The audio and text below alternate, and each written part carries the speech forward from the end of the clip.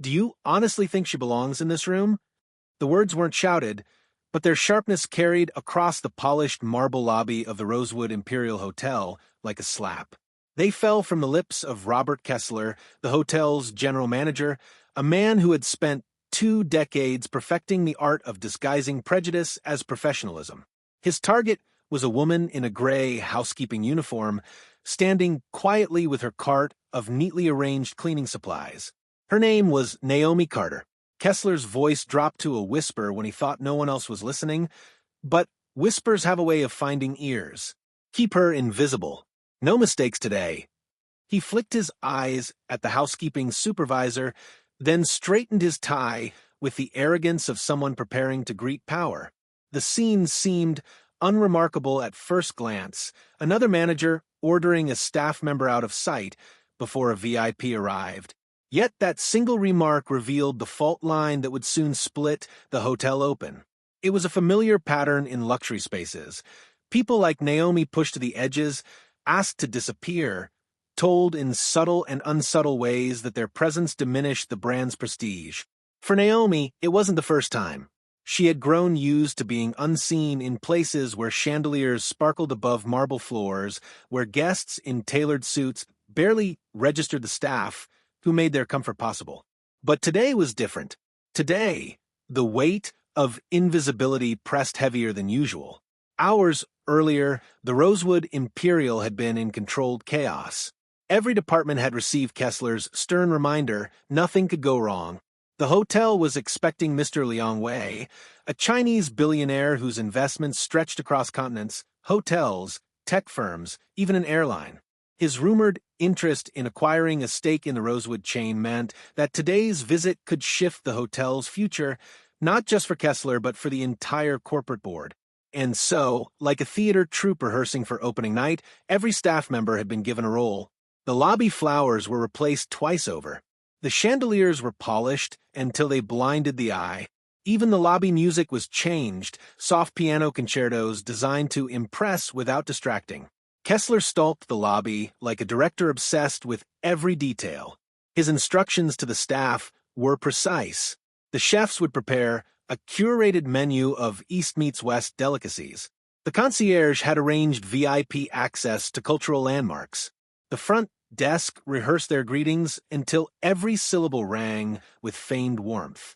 And housekeeping, always the background performers, were told to be like shadows: clean, polish, vanish. Naomi accepted the order without protest. Her 4 years in the housekeeping department had taught her that silence was survival. She tucked away her disappointment the way she tucked fresh sheets into hospital corners, tightly, leaving no wrinkles visible. Yet, as she wheeled her cart through the executive floor that morning, her mind wasn't on linens or glass cleaner. She was thinking about a different life, the one she had prepared for but never been allowed to live. A life of conference rooms instead of hotel corridors. A life where her fluency in Mandarin, her master's degree in international relations, and her thesis on cross-cultural negotiation strategies actually mattered. Instead, those achievements sat folded away in drawers in her modest apartment, gathering dust like artifacts from a forgotten era. She had studied in Beijing, spent years immersed in language and culture, believing that knowledge was the bridge to opportunity. Yet opportunity had always been denied at the door, replaced with rejection letters that praised her credentials but concluded with the same cold phrase: "We've chosen another candidate." And so she cleaned rooms. At 1:55 p.m., 5 minutes before the motorcade was due, Naomi wheeled her cart through the side corridor of the lobby. The chandeliers glowed above her, scattering fractured light across marble so polished it reflected her shoes. She caught her own reflection in the glass paneling, hair tied back, uniform pressed, expression composed. She looked like every other housekeeper. Yet behind her calm face was a storm no one could see. That was when Kessler's whisper cut the air. "Do you honestly think she belongs in this room?" It wasn't the first time she'd been erased, but something about the words stung deeper. Perhaps it was the way he looked at her, as if she were a liability, not an employee. Or perhaps it was the knowledge that within minutes, the lobby would be filled with conversations in Mandarin, conversations she could understand better than anyone in the building. She pressed her hand briefly against her cart, steadying herself, then moved on. Outside, black Mercedes sedans were already pulling up. Security guards stepped out first, scanning the perimeter. Then came Mr. Liang himself, silver hair, tailored charcoal suit, an aura of calm command. His associates followed, each carrying sleek leather portfolios. The air in the lobby shifted instantly, every staff member snapping into their rehearsed roles. Kessler moved forward with an ingratiating smile, extending his hand in welcome. But before he could even complete the gesture, Liang spoke. The words came in rapid Mandarin, sharp, precise, businesslike.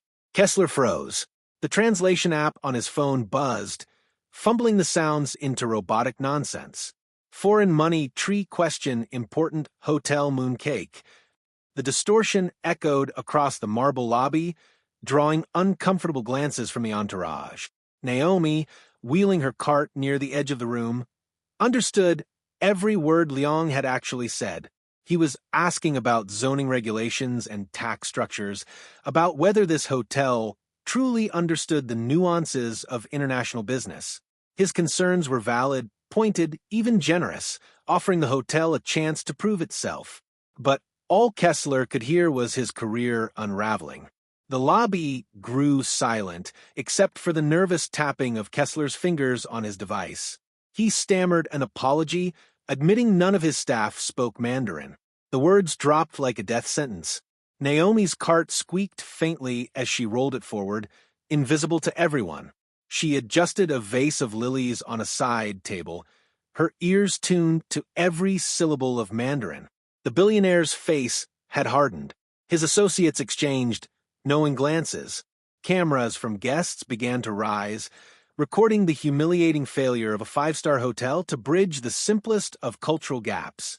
Naomi lowered her eyes, but inside, her heart was racing. She knew then that her life was standing at the edge of a fault line.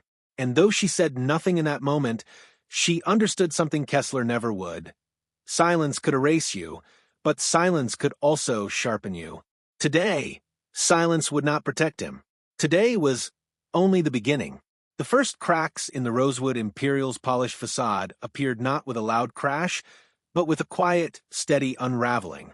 What had begun as a single mistranslated exchange in the marble lobby quickly deepened into a slow humiliation that spread like a shadow across the Grand Hotel.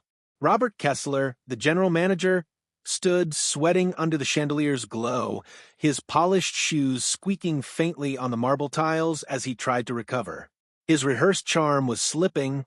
Mr. Liang's words had been sharp and clear, but no one in the hotel had the ability to answer him properly. Each second of silence deepened the embarrassment. Guests in the lobby began noticing the strange energy.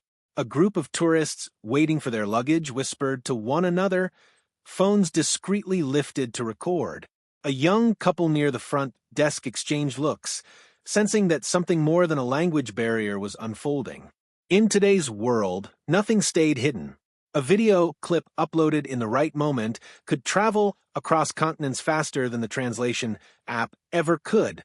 Naomi Carter wheeled her cart across the far side of the lobby, moving as she always did. Quiet, deliberate, unnoticed. She placed fresh flowers on a console table, adjusted a lampshade by a fraction of an inch, and then lingered just long enough to hear the panic rising in Kessler's voice. To anyone watching, she was only a maid doing her job. To herself, she was a witness, silently absorbing every word. The investors shifted as they walked through the space, speaking only in Mandarin, their tone clipped and impatient. Naomi understood all of it. They weren't simply commenting on decor or amenities. They were testing the hotel, probing for signs of competence, making calculated observations. One questioned the zoning laws that might affect expansion. Another raised concerns about how foreign investors were taxed in the city. Liang himself asked whether the staff could adapt to Chinese clientele whose expectations differed from the Western guests the Rosewood usually served. These were not abstract questions. They were fundamental tests of whether the hotel was worthy of investment, and every failure to answer was like a stone sinking into deep water. The staff's behavior made things worse. Some avoided eye contact altogether, scurrying past Naomi as if even looking at her was a risk. Others whispered as they brushed by her cart, muttering that housekeeping should stay well away from the investors. Their words were soft, but Naomi heard the disdain threaded through them. To them, she was background noise in a story too big for her to touch. Yet, it was not only the staff who betrayed their prejudice. In one corner, two guests speculated openly. One suggested the hotel should have planned for a translator. The other scoffed, insisting that people who couldn't conduct business in English didn't belong in such places anyway. Their words carried the casual arrogance of people who never expected to be challenged. Cameras began to rise.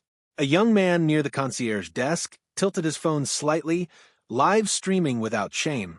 His voice narrated softly, his followers watching the scene unfold in real time. Within minutes, comments appeared on his screen. They're really fumbling this, embarrassing for a luxury brand. Someone record the whole thing. Each passing minute seemed to stretch longer than the last. Kessler's assistant whispered urgently in his ear, but her advice did nothing to stop the humiliation. Every attempt to use the translation app ended in garbled nonsense. Each time the robotic voice mispronounced a phrase, the investor's expressions hardened. Naomi adjusted the stack of towels on her cart, her fingers moving slowly as her mind churned. She knew exactly what Mr. Liang had asked, and she knew the answers too. She had studied the zoning ordinances, written research papers on international hospitality regulations, and even debated these very topics during her time at Beijing University. Every fact the investors wanted was at her fingertips. But here, in this lobby, none of it mattered. Her uniform decided her value, not her knowledge. Still, she listened. She watched the rhythm of the conversation, the tightening of the investors' posture, the visible discomfort of the executives. She understood the unspoken tension. This was no longer just a failed greeting. This was a test of respect, and the hotel was failing. Kessler's desperation bled through his gestures. He waved his arms to direct staff, snapped at the concierge to fetch additional files, demanded that his team look alive. Yet his authority, once unquestioned, seemed smaller now. He was performing for an audience that was no longer impressed. Naomi caught the eyes of a bellhop standing near the entrance. He was young, barely 20, his face pale, with anxiety as he shifted from foot to foot. Their gazes locked for a fleeting second, and she recognized the look, helplessness. They both knew they were witnessing the slow collapse of something carefully staged. The atmosphere thickened as the group moved toward the elevators. Guests leaned in closer, pretending to check their phones while secretly recording. Naomi pushed her cart past them, her movements steady, her face unreadable. But inside, she felt the weight of the humiliation pressing heavier on the hotel, the same humiliation that had been pressed onto her in quieter ways for years. It wasn't only the investor's judgment that created the tension. It was the growing realization that others, ordinary guests, passers-by, anonymous viewers online, were also watching. The hotel wasn't just failing in front of Mr. Liang. It was failing in front of the world. Naomi paused briefly near the grand staircase, adjusting the edge of a rug. She wasn't supposed to linger, but she needed to see the room clearly. What she saw was a carefully choreographed performance unraveling. Kessler's smile cracked with each failed attempt at translation. The executives' postures slumped under invisible weight. The investors' silence grew heavier, sharper. And in the middle of it all, Naomi's cart stood as a quiet symbol of everything the hotel wanted to hide. To Kessler, she was a threat to perfection, an unwanted reminder of labor that supported luxury. Yet, as the investors frowned at the translation app's garbled words, it was becoming clearer by the minute. The person dismissed as invisible might hold the very key to saving them. Naomi said nothing. She continued her tasks, wiping, straightening, adjusting. But her mind was awake, alert, alive with the knowledge that something was shifting. She was still invisible, yes, but invisibility has a strange power. It allows one to see everything others miss. The hotel did not yet know it, but the balance of power had already begun to tilt. The lobby of the Rosewood Imperial had always been a place of polished calm. It was designed for grandeur, for wealthy guests to move in silence beneath crystal chandeliers and marble columns without ever glimpsing the effort it took to maintain such perfection. But on this afternoon, the quiet was broken. Something unscripted had slipped through the cracks, and the crowd could feel it. It started with a ripple of curiosity. A few guests waiting near the front desk glanced up when the billionaire investor's Mandarin echoed across the hall unanswered. The sound was fluid, confident, and full of weight, yet the response from the hotel was nothing but stammering and the awkward voice of a malfunctioning translation app. For the first few moments, most assumed it was a technical glitch. But as it continued, sentence after sentence misunderstood, question after question ignored, faces began to change. People frowned, heads tilted, phones lifted almost without thinking. By now, the investor's entourage had gathered into a tight circle, their portfolios pressed against their chests, their gazes sharp and unimpressed. The silence between their words carried judgment. They were not simply speaking Mandarin, they were performing a subtle test, one that the hotel was failing with every heartbeat. On the edges of the lobby, whispers grew louder.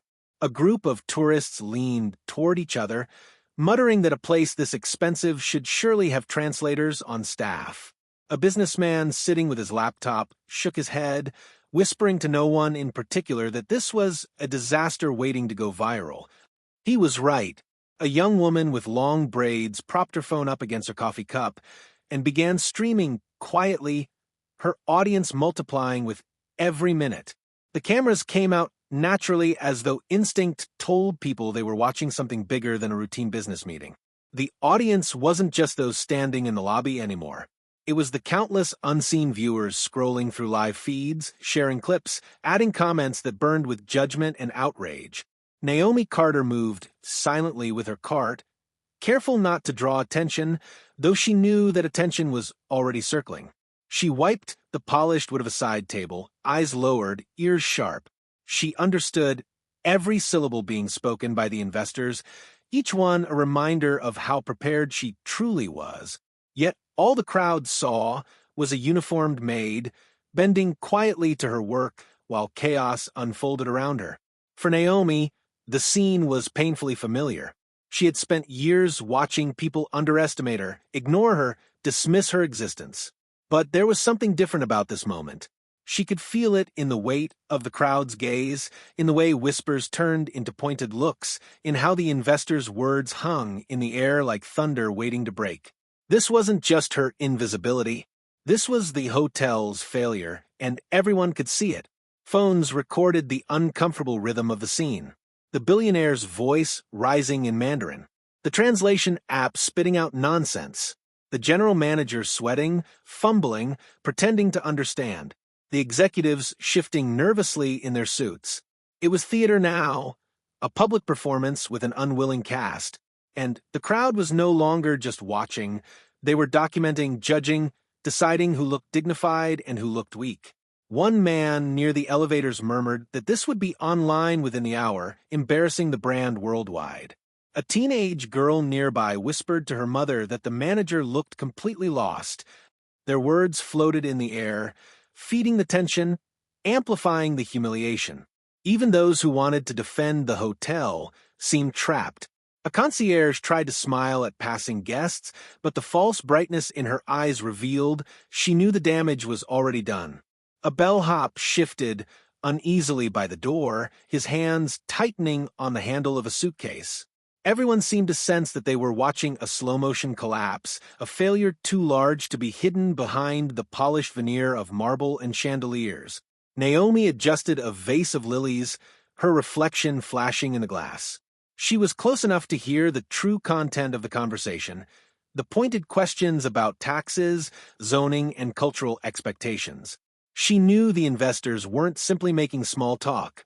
They were testing competence. And the silence, the fumbling, the nervous laughter, it was proving incompetence. The crowd grew bolder. Phones weren't hidden anymore. They were lifted high, angled deliberately to capture every reaction. A young man whispered into his live stream that this was the most awkward thing he'd ever seen in a five-star hotel. Comments scrolled across his screen. Unprepared, embarrassing, unprofessional. Others wrote, more harshly, they don't respect international clients. Fire them all. The weight of public judgment had entered the room. Mr. Liang's associates, though calm, seemed fully aware of the watching eyes. They exchanged subtle glances, perhaps noting that the humiliation was being recorded from every angle. Even their silence seemed designed to emphasize the imbalance of power. They did not need to raise their voices. The crowd, the cameras, and the manager's obvious panic did the work for them. Naomi's heart beat faster as she watched. She had spent years being invisible, and here she was again, in the middle of a storm where she alone held the key to clarity. She knew she could answer the questions. She knew she could translate. She knew she could repair what was breaking, but she also knew the risk. If she stepped forward uninvited, the blame might fall on her. She could be accused of overstepping, punished for daring to be more than what her uniform suggested. Still, the tension pressed against her chest like a weight. The investors' words were clear, and their meaning was damning. They doubted the hotel's competence. And the crowd knew it too. What began as whispers now became mutters loud enough to fill the space. Guests shook their heads openly. Some scoffed, some recorded without shame. A businessman muttered that his company would never hold events here after witnessing this. A woman typed furiously into her phone, likely tagging the hotel's name for her followers. Every sound, the squeak of shoes, the click of phones, the murmur of whispers, layered into a symphony of judgment. And at its center stood Naomi, still unseen, though perhaps not as invisible as before. For in every recording, every photo, every live stream capturing the chaos of the Rosewood Imperial's humiliation, her gray uniform and steady presence slipped quietly into the background. The crowd was watching the hotel fail, but unknowingly, they were also capturing the quiet figure who would soon rewrite the story entirely. And as the investors' entourage stepped into the elevator, the lobby held its breath. The sense of power imbalance was complete. The billionaire spoke, the manager flailed, the crowd documented. The hotel's authority had collapsed, replaced by something far more dangerous, the court of public opinion. The tension was no longer just between the hotel and the investors. It now belonged to everyone watching. And Naomi, still silent, understood better than anyone else what that meant. The elevators closed with a soft chime, carrying the billionaire and his entourage upward. The polished brass doors reflected the uneasy faces of the staff left behind. The lobby, moments ago buzzing with whispers, settled into an awkward hush, as if the building itself felt the weight of the humiliation. Phones lowered, but not before dozens of short clips had already left the walls of the Rosewood Imperial, traveling through digital veins toward an unseen world of viewers. Robert Kessler, the general manager, stood at the center of it all, his expression drained of its earlier confidence. He muttered to his team, pointing toward the conference rooms, desperate to salvage the meeting. His words had none of the command they once carried. Authority, once unquestioned, now looked brittle, fragile, close to breaking. Naomi Carter, still behind her housekeeping cart, observed the aftermath with careful detachment. She had seen countless failures masked as success in her years here, but never one so visible. The cracks were widening. The hotel, polished to perfection, could no longer hide its unpreparedness. And then something subtle shifted inside her. For years, Naomi had trained herself to disappear into the background, to survive by being unseen. But in the silence that followed the investor's departure, she realized invisibility was no longer enough. The questions Mr. Liang had asked still rang in her ears, precise, detailed, impossible for the manager to answer. She alone had understood every word. The irony stung, The woman told to vanish might have been the only one in the entire building with the knowledge to prevent this collapse. Her cart creaked faintly as she pushed it toward the side of a lobby, away from curious eyes. Her hands lingered over a stack of folded linens, though her mind was elsewhere. She remembered her years in Beijing, nights spent bent over textbooks, while the city's neon lights flickered outside her dormitory window. She remembered debates in lecture halls about international business, long hours studying regulatory codes, professors urging her to think not just like a student, but like a strategist. And she remembered the rejection letters, hundreds of them, each carefully worded, each one a reminder that her education meant little to the gatekeepers who judged by appearance before they judged by skill. Her master's degree had become invisible the moment she put on this gray uniform. Now, as she listened to the faint hum of the chandelier above, she felt the sharp truth. Silence could keep her safe, but silence would also bury her. In the corridor, just beyond the lobby, the executives were already gathering for the next stage of the meeting. They huddled like actors awaiting their cue, their voices low but urgent. Kessler paced among them, snapping instructions, trying to patch together an illusion of control. Yet his posture betrayed him. He tugged at his collar, wiped sweat from his brow, and avoided the gaze of his staff. The crowd of guests, though thinned, hadn't entirely dispersed. Some lingered by the concierge desk, pretending to scroll through their phones while waiting for another moment to unfold. Others whispered in corners, their curiosity barely hidden. And the live streams, though quieter, were still running. Somewhere beyond the walls, audiences remained, watching for the next mistake. Naomi's heart beat harder as she realized the moment had not yet passed. The investors were not gone forever, they were waiting upstairs. And in a matter of minutes, the disaster would continue in the conference room, unless someone shifted the course. Her gaze fell on her own reflection in the polished brass of the elevator doors. The woman staring back at her did not look like a maid. She looked like a professional forced into a uniform that did not belong to her. She adjusted her posture, shoulders straightening. In that simple gesture, a decision crystallized. The first step was small. She removed her gloves, folding them neatly on the edge of her cart. Her bare hands felt the coolness of the marble as she steadied herself. She tucked a loose strand of hair back behind her ear, smoothing her appearance with the same care she gave to hotel suites. But this time it wasn't for guests, it was for herself. She walked slowly toward the edge of the corridor, pausing just before the conference doors. From inside came the muffled sound of Mandarin, questions sharp as glass, answers fumbling and weak. She understood every word, every nuance, every tightening pause that signaled disappointment. The managers inside didn't realize it, but the room had already slipped beyond their control. Naomi lingered, torn between caution and courage. Memories of past humiliations rose like ghosts. At her last job, she had once helped Japanese guests navigate a translation error. Instead of thanks, her manager had scolded her for overstepping. That lesson had burned into her. Initiative could be dangerous when it came from someone the world didn't expect to be capable. And yet, this moment was different. The investors weren't just asking questions. They were making judgments, ones that would ripple outward to contracts, to jobs, to futures. If the deal failed, the hotel's fate would shift, and so would hers. She pressed her palm against the wooden doorframe, grounding herself. Invisibility had kept her safe for years. But now, invisibility might destroy the very place she worked. From inside, a louder burst of Mandarin reached her. The translation app responded with broken nonsense, twisting serious legal terms into absurd fragments. A soft chuckle escaped one of the investors, a sound of disbelief more than amusement. The executives fell silent, helpless. And in that silence, Naomi understood. The power in the room was no longer with Kessler or his carefully dressed team. It was with those who could bridge the gap, who could meet the investors on equal ground. It was with her. She stepped back, her heart steadying.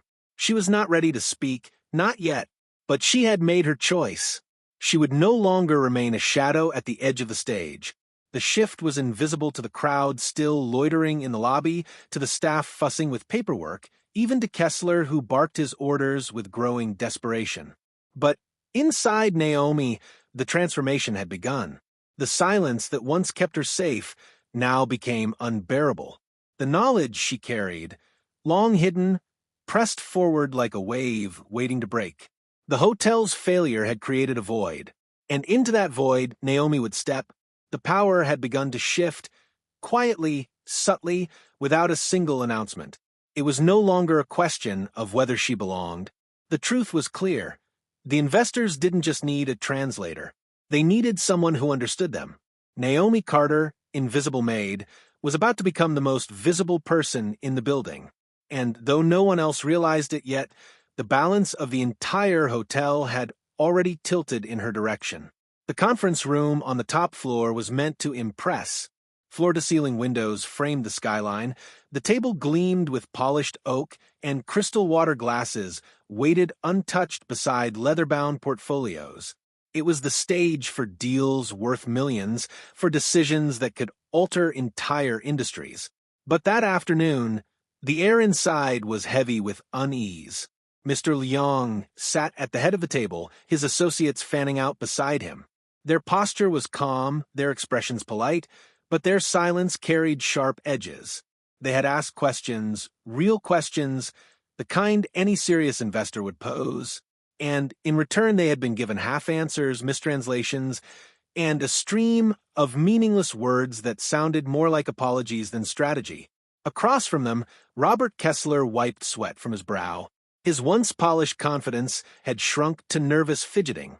The translation app on his phone, his supposed safety net, had already humiliated him with garbled nonsense. His executives avoided his eyes, shifting in their seats, hoping not to be the next to stumble. The balance of power had swung fully to the other side of the table, and everyone in the room could feel it. At the edge of the room, Naomi Carter stood near her cleaning cart, silent but unblinking. She had stepped through the door with hesitation, half expecting to be dismissed instantly. Instead, no one had stopped her. Perhaps the chaos was too great for anyone to notice. Perhaps it was simply her uniform, gray, unthreatening, that rendered her invisible even as she stood in plain view. The investor's words reached her like music, every syllable familiar, every nuance clear. They weren't just asking about tax codes and zoning laws. They were testing respect. They wanted to know if this hotel understood them, if it could meet them as equals in a global world. And the answer, so far, had been failure. Naomi's pulse quickened. For years she had been told to remain quiet, to let her work speak only through polished mirrors and crisp sheets. But here, in this room, silence would not save the hotel. Silence would not save her either. She inhaled deeply, then spoke. Her voice was calm, steady, and unmistakably fluent in Mandarin. She addressed Mr. Leong directly, answering the very question that had left Kessler floundering moments before. Her words were precise, professional, shaped with the kind of academic care that came only from years of study. She cited municipal codes, compared them to regulations in Shanghai, and explained their implications for foreign investment. The room froze. Every head turned toward her. The executives gaped as though a ghost had spoken. The associates straightened in their chairs, surprise flickering across their otherwise impassive faces. And Mr. Leong himself, who had sat with an expression of restrained impatience all afternoon, leaned forward, his eyes suddenly alive with interest. Kessler blinked, stunned. For a moment he seemed unable to process what had happened. The woman he had ordered to be invisible, the maid he had wanted hidden from sight, was now speaking with authority in the language he had prayed anyone could understand. Naomi continued without faltering. Her Mandarin carried the rhythm of someone who had lived the language, not merely studied it. She didn't just translate, she explained. She wove context into every answer, anticipating questions before they were asked. Each word rebuilt the trust the hotel had been so quickly losing. Mr. Leong tested her, shifting into more complex dialect, layering financial jargon with cultural idioms. Naomi met him at every turn. She referenced case studies from Beijing, drew comparisons to policies in other global cities, and even quoted lines from Chinese economic journals she had once read by lamplight in her small apartment. The energy in the room shifted. The investors who had grown restless now leaned in, taking notes. The executives, once slouched in quiet despair, sat upright, realizing the disaster might be reversing. And the crowd of onlookers outside the glass wall, guests, staff, even strangers with phones, watched the impossible happen. A maid in a gray uniform commanding a room of billionaires and executives with nothing but her knowledge. Kessler finally found his voice, though it cracked under the strain. He tried to reassert control, suggesting Naomi could assist temporarily until a proper translator was arranged. But his words rang hollow. No one in the room was looking at him anymore. All eyes were on her. The question that hung silently in the air finally spilled forward from Mr. Liang himself, voiced in Mandarin with deliberate curiosity. How did a woman in a housekeeping uniform know so much? Naomi paused, then answered in English so every person in the room could understand. She told them her name. She told them she had studied international business and linguistics, had earned her degree in Beijing, had written her thesis on the very kind of cross-cultural negotiations they were struggling through now. She told them she spoke Mandarin, Cantonese, and Japanese fluently. Her voice did not carry bitterness, though she might have been forgiven for it. She spoke with dignity, with quiet truth, with the calm strength of someone who had nothing to prove, but everything to reveal. And then came the words that stunned even those who had begun to suspect there was more to her than the uniform suggested. Naomi revealed that she had not come to the hotel merely to push a cart and polish mirrors. She had been working on contract as a mystery auditor, quietly observing how the hotel handled diversity, language, and cultural competency for high-profile clients. The silence that followed was heavier than the marble beneath their feet. The revelation was more than personal. It was systemic. The woman they had dismissed as invisible was, in fact, the very person evaluating whether they deserved to handle international partnerships at all. The very person whose report could determine their future had been standing in plain sight, overlooked, disregarded, humiliated. Faces drained of color. Executives shifted uncomfortably, some glancing at the crowd outside the glass as if hoping the moment had not been witnessed. But it had. Dozens of phones had recorded her words. Clips were already flashing across screens worldwide. The story was no longer confined to this room. Mr. Liang's response was subtle but unmistakable. He smiled, a small, genuine smile that transformed his face. His words came softly, but his tone carried approval. He declared that he preferred to continue discussions with Naomi directly. For Robert Kessler, the blow was devastating. Years of climbing the ladder, years of grooming his image, undone in a single moment by the person he had told to disappear. His attempt to salvage the meeting had collapsed. His authority was no longer recognized. The shift was complete. Naomi Carter, the maid in gray, had become the center of the room.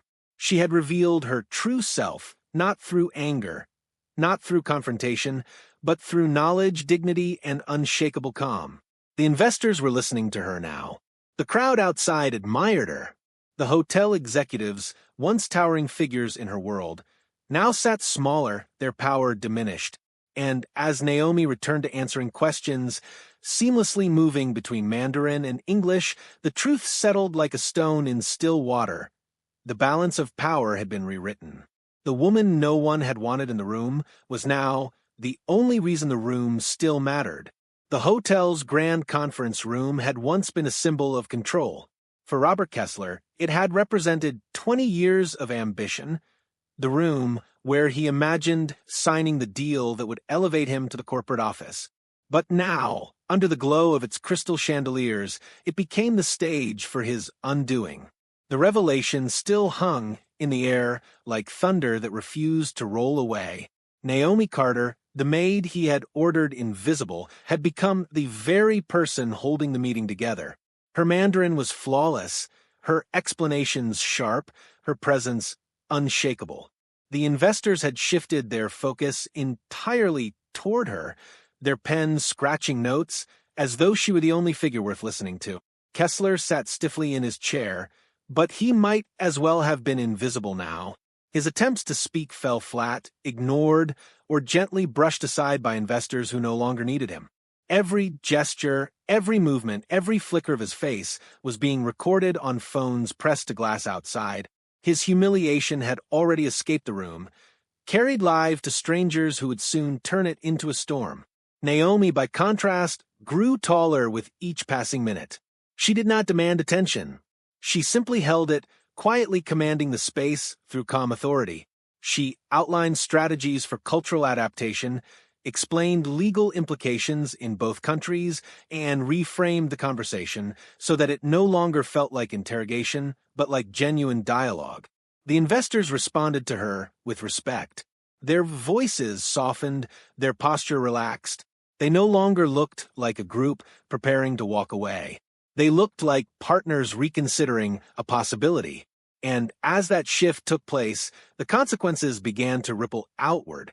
By the time the meeting ended, whispers had already turned into phone calls. Executives on lower floors received frantic instructions. Regional directors demanded updates. The corporate board was alerted to a situation unfolding live online.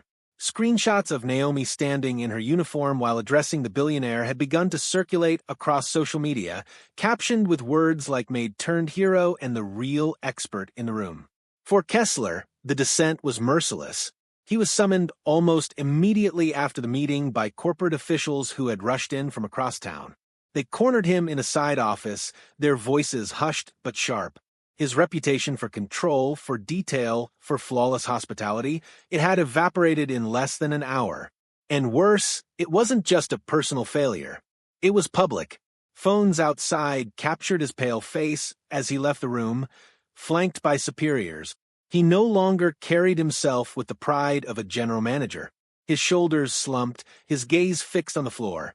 Staff whispered as he passed, some pitying, others grimly satisfied. Everyone knew what it meant when corporate arrived with lawyers in tow. The hotel's employees, too, felt the weight of consequence. Those who had whispered insults, those who had dismissed Naomi as just housekeeping, suddenly found themselves under scrutiny. The investor's entourage had witnessed everything, and phones had recorded more than words. The footage showed who had rolled their eyes, who had spoken with arrogance, who had looked away while dignity was stripped from someone in uniform. Some staff tried to excuse themselves, claiming they had only followed orders. But in the digital age, excuses could not compete with evidence.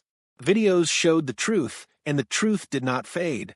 Meanwhile, Naomi was escorted, not out as she once had been told, but into a private boardroom. She had no script, no plan for what came next. Yet the moment carried her. Executives from the parent company leaned in, desperate to know how she had gone unseen for so long, desperate to find out why no one had recognized her ability. She told them the truth plainly. She had applied for countless roles above housekeeping, each time overlooked. She had submitted resumes that highlighted her education, each time ignored. Her voice did not tremble as she recounted years of invisibility. She was not angry. She was steady, letting the facts stand where they belonged. For the executives, her story was more damning than any social media storm. This was not just about one mistake. It was about a system that had chosen blindness over recognition, arrogance over merit. And now the system was being exposed to the world. Outside, the crowd in the lobby swelled. Guests whispered about the maid who saved the deal. Phones refreshed with updates, comments pouring in, hashtags spreading. News outlets began to call the hotel directly, demanding statements. Corporate public relations scrambled to draft responses, but the narrative was already beyond their control. The footage of Naomi speaking Mandarin, her gray uniform standing out against the polished suits, had become the symbol of the day. Consequences came swiftly. By evening, Robert Kessler's name was trending online alongside words like fired and humiliated. His resignation was requested before the sun set, though everyone understood it was no choice at all. The hotel issued a brief statement about leadership changes to protect the brand. Staff, who had been complicit, were quietly suspended, some escorted out with their belongings in small boxes. For Naomi, the consequences looked different. The investors had specifically requested her presence in follow-up meetings. They praised her knowledge not as a novelty, but as essential. She had turned what was nearly a catastrophe into a potential partnership, and that fact was not lost on anyone. In the days that followed, she became the center of attention in a way she had never expected. Executives asked her to speak at staff briefings. Journalists requested interviews. Even guests stopped her in the hallway, thanking her as though she had saved the hotel itself. But Naomi carried it all with the same calm that had guided her through the conference room. She did not revel in Kessler's downfall, though many assumed she might. She did not gloat at the sudden reversal of roles. Her strength was quieter. She understood that true consequence was not about revenge. It was about accountability, and accountability had finally arrived. What began as one man's arrogance had now forced an entire institution to confront itself. Staff training manuals were pulled from shelves. Hiring practices were reviewed. Meetings were scheduled not to celebrate, but to dissect failure. Lawyers drafted memos on liability. Public relations officers prepared for a long battle to repair trust. The Rosewood Imperial had been humbled, and at the center of it all, Naomi remained steady, carrying herself not as the maid they once dismissed, but as the professional they had always needed. The shift was complete. The people who had humiliated her were facing the weight of consequence, while she, calm, dignified, unbroken, was becoming the face of something far larger. The story was no longer about one hotel.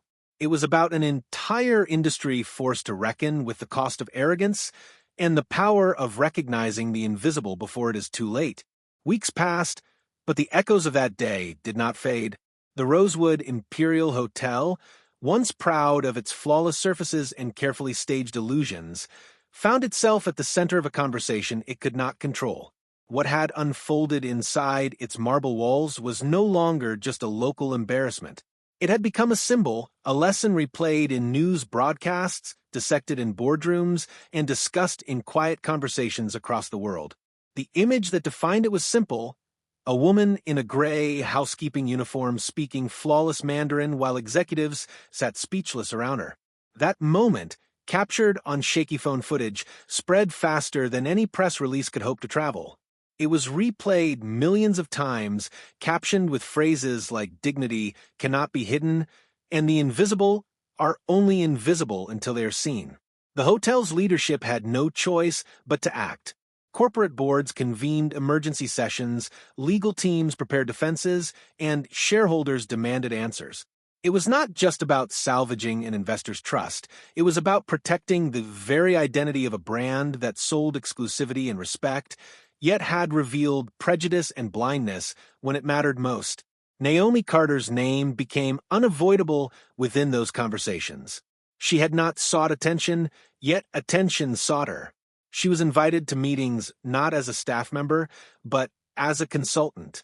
She was asked to explain, in plain words, what had gone wrong. She answered simply. The problem was not translation, nor even preparation. The problem was the refusal to see value in people who did not fit the narrow image of power. Her words carried weight because they were not theory. They were lived truth. She had lived years of invisibility, her degrees gathering dust, her voice silenced by uniforms. And now, that silence had been broken in the most public way possible. The reforms began slowly, but with determination. Hiring practices were rewritten, not just to fill quotas, but to seek out hidden talent already present. Staff surveys were introduced to uncover skills that had gone unnoticed, languages spoken, degrees held, experiences forgotten. For the first time, the hotel began to look at its employees as whole people, not just as uniforms performing tasks. Training sessions followed, not the brief, half-hearted kind that faded after a week, but deep, ongoing programs designed to confront bias and teach cultural respect. Staff were told to see beyond appearances, to question their assumptions, to treat every interaction as though the person before them carried untold potential.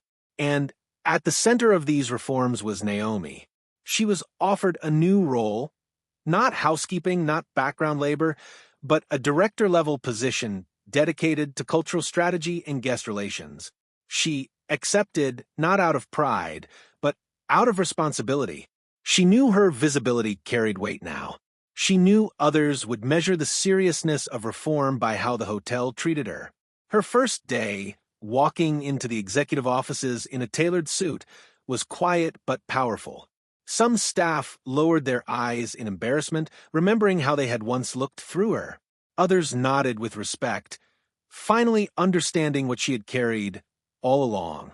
The marble lobby that once made her feel like a shadow now reflected her image differently. But the reform was not just about her. She insisted it extend to everyone.